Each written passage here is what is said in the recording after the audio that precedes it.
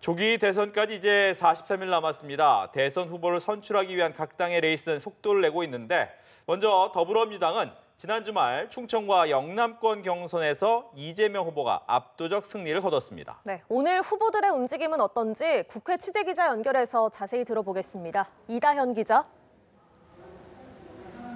네, 민주당 대선 경선 후보들은 이번 주말 호남권 경선과 수도권 강원 제주 지역 경선을 치릅니다. 일요일이면 최종 후보가 선출되는데요. 경선 후반부에 들어간 새 후보, 저마다 정책 행보를 펼치고 있습니다. 먼저 누적 득표율 89%대를 기록하며 압도적인 1위를 달리고 있는 이재명 후보. 오늘은 금융투자협회를 찾았습니다. 자본시장 활성화를 위한 간담회를 진행했는데 본선 진출 가능성에 대비해서 중도층 공략에 나섰다는 해석이 나옵니다. 이 후보는 간담회에 앞서 SNS를 통해 코리아 디스카운트를 끝내 주가 지수 5천 시대를 열겠다며 주주이익 보호를 위한 상법 개정과 집중투표제 활성화, 감사위원 분리선출 등의 정책을 제시했습니다. 김경수 후보는 사회, 외교, 안보 분야 공약을 발표했습니다. 김경수 후보는 국회에서 기자회견을 열어 중위소득 40%의 최저소득을 보장하는 국민 기본생활보장제 도입과 함께 검찰청 폐지, 통일부의 평화협력부 전환, 직모병 혼용제 개편 등을 약속했습니다. 김동연 후보는 오늘 오후 여성계와 성평등을 주제로 간담회를 개최할 예정인데요.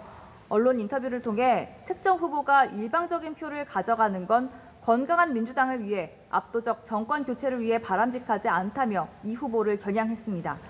더불어민주당에서는 한덕수 대통령 권한대행 출마론에 대한 견제도 계속되고 있습니다. 김민석 수석 최고위원은 오늘 오전 삼청동 공관 앞에서 기자회견을 열어 출마 여부를 정하라고 압박했고요.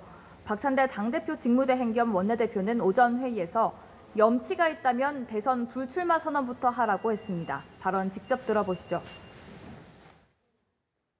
노코멘트로 출마설에 연기를 피우며 미국과의 관세 협상 전면에 나선다는 것 자체가 국민을 농락하는 것입니다.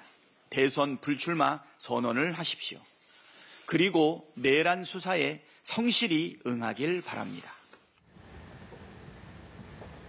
박찬대 직무대행은 국민의힘 경선에 대해서도 비전도 사과도 없다고 평가하면서 민주당 후보에 대한 비난만 이어간다고 지적했습니다. 네, 국민의힘은 오늘부터 이틀 동안 1차 경선을 진행합니다. 내일이면 8명의 후보자가 4명으로 압축되는데 신경전이 치열하다고요. 네, 오늘부터 국민의힘은 100% 국민 여론조사를 진행하고 있는데요. 이를 통해서 후보자 8명을 내일 저녁 4명으로 압축합니다.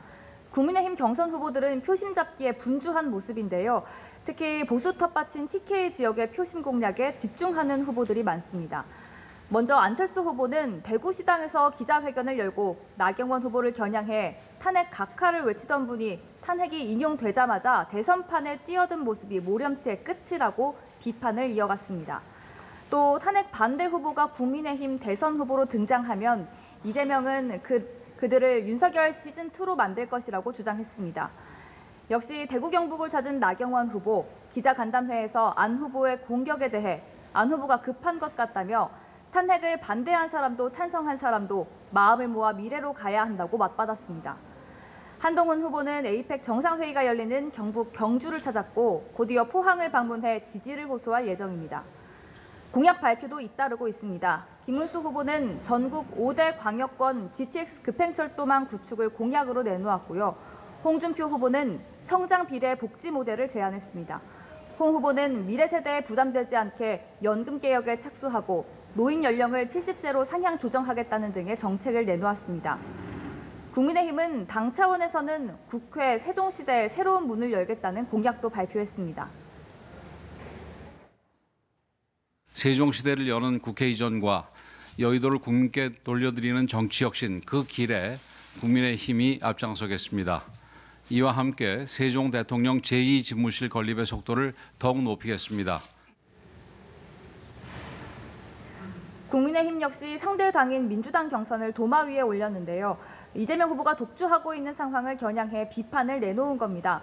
권성동 원내대표는 100% 찬성을 하기 위해 동원된 후보들만 나왔을 뿐 진짜 비명은 모두 숙청됐다면서 이재명 세력이 행정부까지 장악하게 되면 1인 독재 국가로 달려가는 하이패스라고 비판했습니다.